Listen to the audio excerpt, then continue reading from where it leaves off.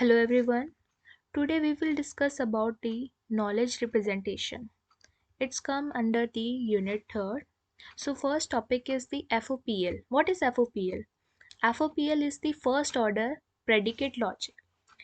Like model word in a terms of object, जो word के models है हम उसको ऑब्जेक्ट की टर्म्स में लेते हैं. And real words facts can be represented as the logical propositions as well as formed formulas in the propositional logic. ये जो फॉर्म कर देते हैं हम फॉर्मूलाज को प्रोपोजिशनल लॉजिक की फॉर्म में. सिंबल्स हम इसके रिप्रेजेंट ऐसे कर सकते हैं जैसे ऑब्जेक्ट्स, प्रोजेक्ट्स, रिलेशन. ये इसकी ना रिप्रेजेंटेशन है FOPL की. इसके सिंबल्स हम अपर केस लेटर्स में यूज़ कर सकते हैं, 0 to 9 में, अंडरस्कोर कैरेक्टर्स में भी. ओके. इन नेचुरल लैंग्वेज में FOPL 2 टाइप्स के होते हैं, सिंटैक्स एंड द सिमेंटिक्स. अब आता है हमारा rule of inference for the FOPL के लिए. रूल ऑफ इन्फ्रेंस क्या है? 4 रूल है हमारे पास, 4. Universal generalization, universal instantiation, existential instantiation and fourth one is existential introduction. First number पे है एक्सटेंशियल जनरलाइजेशन. इसमें क्या है कि P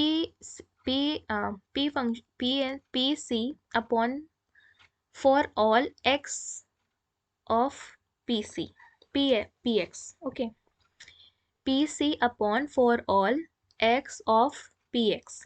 ये क्या कह रहा है?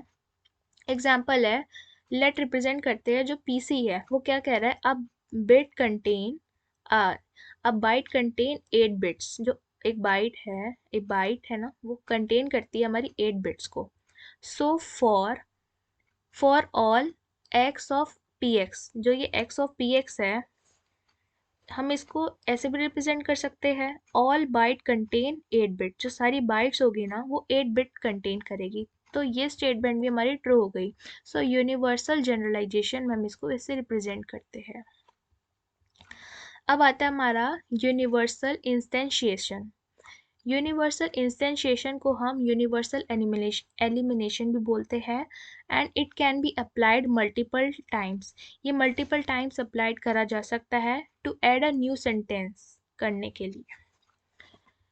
इसका बिल्कुल उल्टा फॉर्मूला है, for all x of P x upon P C. Example है इसका, if every person like ice cream. अगर हर पर्सन को आइसक्रीम पसंद है तो हम इसको कैसे रिप्रेजेंट कर रहे हैं, for all x of P x. So we can infer that John like ice cream. John को भी पसंद होगी आइसक्रीम. इसको रिप्रेजेंट कर दिया हमने पीसी से, बिकॉज जॉन भी तो एवरी पर्सन में से ही आ रहा है. अब है हमारे पास एक्सटेंशियल इंस्टेंशिएशन. एक्सटेंशियल इंस्टेंशिएशन को हम एक्सटेंशियल एलिमिनेशन भी बोलते हैं. Applied only once to replace the existential sentence. हम इसको एक बार अप्लाई करते हैं जिससे कि हम रिप्लेस कर दे एक्सटेंशियल सेंटेंस को. ओके. इसमें फॉर्मूला ये होता है उल्टा ई का. इसको बोलते हैं हम there exist x of P x upon P C. Fourth number पे हमारे पास एक्सटेंशियल इंट्रोडक्शन. एक्सटेंशियल इंट्रोडक्शन को हम एक्सटेंशियल जनरलाइजेशन भी बोलते हैं. इसका फॉर्मूला है बिल्कुल अपोजिट, एक्सटेंशियल एलिमिनेशन के बिल्कुल अपोजिट है, P C upon there exist x of P x. Example है इसका, Pinky got a good marks in maths. Pinky को गुड मार्क्स मिले हैं मैथ्स में. सो देयर एग्जिस्ट में हम ये रिप्रेजेंट कर रहे हैं, there for someone got a good marks in math, means किसी के गुड मार्क्स तो आए हैं. दैट्स वाई पिंकी को, मतलब पिंकी एग्जिस्ट करती है समवन में से, दैट्स वाई पिंकी के गुड मार्क्स आए हैं. ओके, इसको हम ऐसे रिप्रेजेंट करते हैं. अब आता है हमारा WFF, वेल फॉर्म्ड फॉर्मूला. ये क्या है?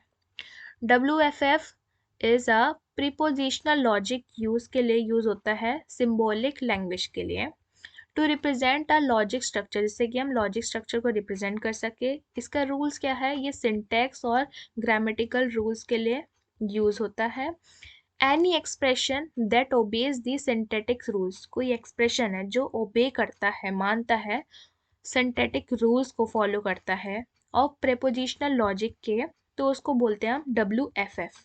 WFF means well formed formula. Okay, अब क्या है हमारे पास, इन्फ्रेंस रूल आता है। इन्फ्रेंस रूल क्या है हमारे पास, inference means to create a new logic from the old logic. अगर हम न्यू लॉजिक बना रहे हैं ओल्ड लॉजिक में से, तो उसको तो हम बोलते हैं इन्फ्रेंस। ओके, अब ये टाइप कितने टाइप्स के हो गए, एक तो modus ponens, modus tollens, hypothetical syllogism, fourth one है इसका disjunctive syllogism, and addition, simplification and the resolution. Okay, first one हम पढ़े के modus ponens, ये क्या है। This rule state that if P implies Q, ये जो तीर वाला साइन है ना, implies का होता है, if P implies Q is true, then we can infer that Q will also true। तो Q भी हमारा ट्रू होगा, लाइक P implies Q अगर हमारा ट्रू है तो हमारा Q भी ट्रू होगा। इसका फॉर्मूला हमारे पास ये रहा। एग्जाम्पल है इसका, if I am hungry then I go to the restaurant. अगर मैं हंग्री हूँ तो इसको मैं पी से डिनोट कर रही हूँ, तो मैं definitely I will go to the restaurant, I will definitely go. So Q statement will also true. Okay, next one is हमारे पास मॉडर्न स्टॉलेंस। मॉडर्न स्टॉलेंस में क्या बोलता है, this state that if P implies Q is true, अगर P implies Q हमारा true है तो negation of Q is also true, negation Q का भी true होगा and negation of P will also true। इसमें ना negation of Q और negation of P दोनों ले लिए। Okay, negation means not। Okay, formula इसका P implies Q, negation of Q upon negation of P।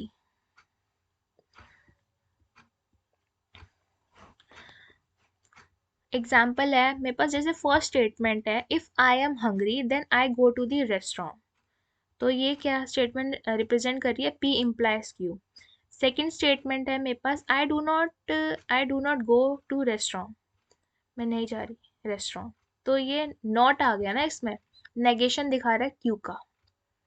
Conclusion मेरे पास क्या निकला, आई एम नॉट हंग्री, मैं भूखी नहीं हूँ, तो नेगेशन ये नॉट का P पे भी आ गया। सो दोनों स्टेटमेंट हमारी ट्रू हो गई। सो ये आया हमारा मॉडल टॉलेंस में। ओके, अब पढ़ते हैं हम हाइपोथेटिकल सैलोजिज्म। इसमें क्या बोलता है, this state that whenever P implies Q is true, अगर P इम्प्लाइज Q हमारा ट्रू है देन Q इम्प्लाइज R भी हमारा ट्रू होगा। ओके, पर देखें तो अगर ये दोनों बीच में कॉमन आ रहा है Q तो हमारा P और R भी हमारा, P इम्प्लाइज R भी हमारा ट्रू हो जाएगा हाइपोथेटिकल सैलोजिज्म में। अब आता है हमारा डिसजंक्टिव सैलोजिज्म। उसमें क्या है, this state that if P, ये और का साइन होता है इसमें, P disjunctive Q is true, अगर P और Q हमारा ट्रू है then negation of P is true होगा and Q will also true. इसका फॉर्मूला हमारा P disjunctive syllogism negation of P upon Q। Examples के साथ बताते हैं, यू आर अ स्टूडेंट और अ प्रोफेशनल, या तो तुम स्टूडेंट हो या तो प्रोफेशनल है, बिकॉज ये और की कंडीशन के लिए यूज होता है वी, है ना। एंड सेकंड स्टेटमेंट है मेरी, you are not a student, negation में मेरा P आ गया, या अगर you are not a student, तुम स्टूडेंट नहीं हो, कॉन्क्लूजन मेरा क्या निकलता है, अगर तुम स्टूडेंट नहीं हो तो प्रोफेशनल तो हो गए, तो Q हमारा ट्रू है। ओके, एडिशन में क्या आता है, अब फिफ्थ नंबर पे हमारे पास addition, if P is true, अगर हमारे पास P ट्रू है देन P और Q विल ऑल्सो ट्रू, मतलब डिसजंक्टिव सैलोजिज्म भी हमारा ट्रू होगा P अपॉन P और Q। एग्जाम्पल है, यू आर अ स्टूडेंट, इसको हम P से रिप्रेजेंट कर रहे हैं, and you are a professional, ये से हम Q से रिप्रेजेंट कर रहे हैं। कॉन्क्लूजन क्या निकला, यू आर अ स्टूडेंट और अ प्रोफेशनल, ये तुम स्टूडेंट भी हो और प्रोफेशनल भी हो, P और Q। ओके, सिक्स नंबर पे हमारे पास सिंप्लीफिकेशन, इफ P, ये जो उल्टा V है, इसे हम रिप्रेजेंट करते हैं वैसे सिंप्लीफिकेशन के लिए, और वैसे से लॉजिक गेट्स में बोले तो इसे क्या बोलते हैं, एंड, है ना। यस, P एंड Q अगर हमारा ट्रू है देन P और Q विल ऑल्सो ट्रू, तो P और Q भी हमारा ट्रू हो गया। इसको हम ऐसे रिप्रेजेंट कर सकते हैं, P and Q upon Q और P and Q upon P। Okay, 7 number पे आता है हमारे पास रेजोल्यूशन। वो क्या बोलता है, इफ P और Q and negation of P and R is true then हमारा Q और Q और R विल ऑल्सो ट्रू हो गए हमारे वो। ओके, इसका फॉर्मूला है हमारा P and no no no P और Q comma negation of P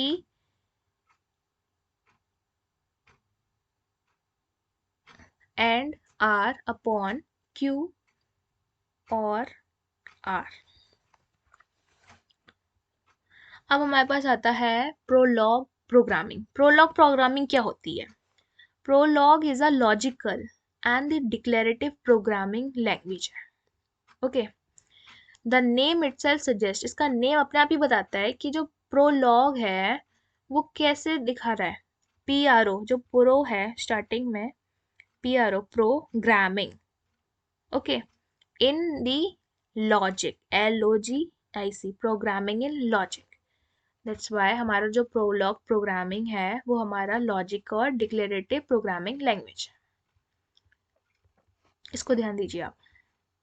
main features क्या है हमारे पास प्रोलॉग प्रोग्रामिंग के, रूल बेस्ड प्रोग्रामिंग है ये, बिल्ट इन पैटर्न मैचिंग पे वर्क करती है एंड बैक ट्रैकिंग का इसमें एग्जीक्यूशन होता है। अब आता है हमारे पास यूनिफिकेशन। यूनिफिकेशन क्या है, unification is all about making the expression look identical. हम क्या करते हैं कि एक्सप्रेशन को ऐसा बना देते हैं जैसे कि वो आइडेंटिकल दिखे। So for the given expression to make them look identical, जो हमें गिवन एक्सप्रेशन है उसको आइडेंटिकल दिखाने के लिए हम क्या करते हैं, सब्स्टिट्यूशन का यूज करते हैं। एग्जाम्पल है मेरे पास, एक तो P के अंदर मेरे पास दिया हुआ है x comma F Y function of y, and P में दूसरी वैल्यू मुझे दी हुई है a comma function of g of z। Okay, तो मैं क्या करूँगी, सब्स्टिट्यूट करूँगी। ओके, x की जगह तो मैं a सब्स्टिट्यूट कर दूंगी और एफ वाई की जगह मैं क्या कर दूंगी, सब्स्टिट्यूट g z को। ओके, ये जो फॉरवर्ड स्लैश का सिंबल है इसको हम बोले कि इसमें for a for x and G Z for y, हमने यहाँ पे सब्स्टिट्यूशन करा है। और सब्स्टिट्यूशन भी यहाँ पे यूनिफिकेशन बनाने के लिए तभी होगा अगर हमारे सेम फंक्शन है, लाइक इधर भी f है एंड इधर भी हमारे पास f है। अगर ये डिफरेंट है then we can't do. Okay, अब हमारे पास यूनिफिकेशन एल्गोरिथम आती है, ये बहुत इजी है। लाइक यूनिफाई एल्गोरिथम में मेरे पास दो है, L1 and L2। If L1 and L2 is a variable और अ कांस्टेंट देन हम क्या करेंगे, L1 और L2 आर आइडेंटिकल है तो रिटर्न कर देंगे हम नील। ओके, अदरवाइज हम क्या करेंगे, if L1 is a variable then L1 occur in L2 करेगा तो रिटर्न कर देंगे हम फेल, वरना रिटर्न क्या करेंगे हम फेल, वरना एल्स में क्या जाएगा, L1 फॉर L2। सेम इसके लिए ही प्रोसीजर है। ओके,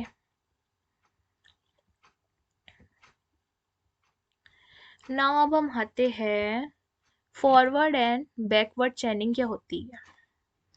फॉरवर्ड एंड बैकवर्ड चेनिंग होती है, फॉरवर्ड में क्या है, हमारे पास ना डाटा पहले से ड्राइवन होता है, पहले से डाटा हमारे पास अवेलेबल होता है। बट जो बैकवर्ड में क्या है, हमारे पास गोल ड्रिवन होता है, गोल की जो स्टेट होती है वो हमें गिवन होती है। एग्जाम्पल्स है मेरे पास, जैसे डाटा मेरे पास दिया हुआ है, x का 1 दिया हुआ है, y का 2 दिया हुआ है, तो मैंने कोई रूल लगाया, अगर मेरी x इक्वल्स टू 1 है, उसमें एंड कर रही हूँ मैं, y इक्वल्स टू 2, तो मेरे पास z की वैल्यू आ रही है 3। ओके, इफ z की वैल्यू मेरी इक्वल्स टू 3 है तो मेरे पास आउटपुट क्या आ रहा है, 4 आ रहा है।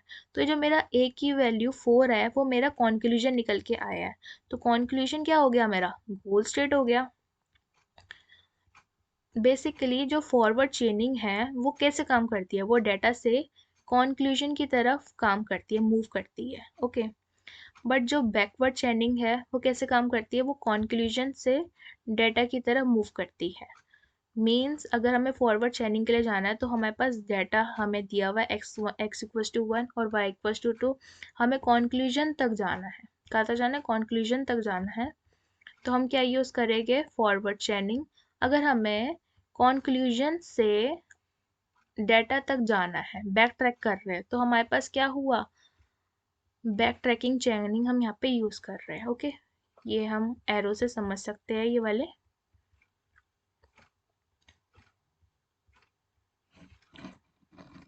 अब एक डिफरेंस कभी पूछ लेते हैं एग्जाम में, फॉरवर्ड चेनिंग और बैकवर्ड चेनिंग में क्या डिफरेंस है। फॉरवर्ड चेनिंग में डेटा ड्रिवन मेथड होता है ये, और बैकवर्ड चेनिंग में गोल ड्रिवन मेथड होता है। फॉरवर्ड चेनिंग में it use a planning, monitoring and the controlling method ये यूज करता है। बैक ट्रैकिंग में it use a diagnosis method use करता है। ओके, फॉरवर्ड चेनिंग में बॉटम अप प्रोसेसिंग होती है, बॉटम से मतलब नीचे से ऊपर तक प्रोसेसिंग होती है।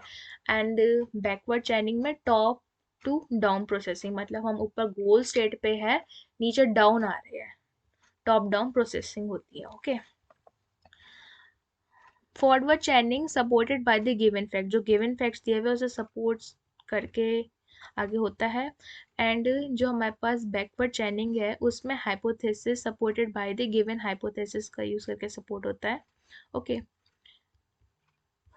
फॉरवर्ड चेनिंग सिमिलर है हमारा ब्रेथ फर्स्ट सर्च के, एंड बैकवर्ड चेनिंग हमारा सिमिलर है डेप्थ फर्स्ट सर्च के। एग्जाम्पल हो गया हमारे पास फॉरवर्ड का CLIPS क्लिप्स, एंड एग्जाम्पल है हमारे पास बैकवर्ड चेनिंग का प्रोलॉग।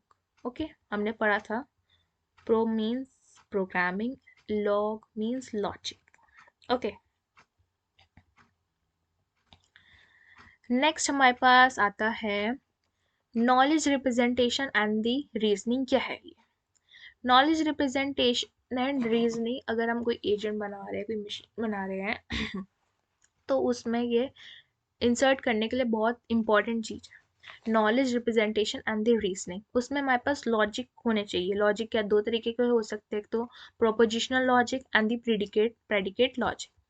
रूल्स होना चाहिए हमारे पास इफ एंड देन का, कि कैसे काम करेगा। सिमेंटिक कोई नेट होना चाहिए, लाइक गूगल का कोई ग्राफ है हमारे पास, पूरी एक अप्रोच है, मीन्स ये मीनिंगफुल ग्राफ पे काम करना चाहिए। हमारे पास कोई फ्रेम होना चाहिए कि कहाँ स्लॉट्स है, किधर हमें फिल करना है, और हमारे पास एक प्रॉपर स्क्रिप्ट होनी चाहिए। So this was unit third. Okay, thanks for watching, and notes is given in the description.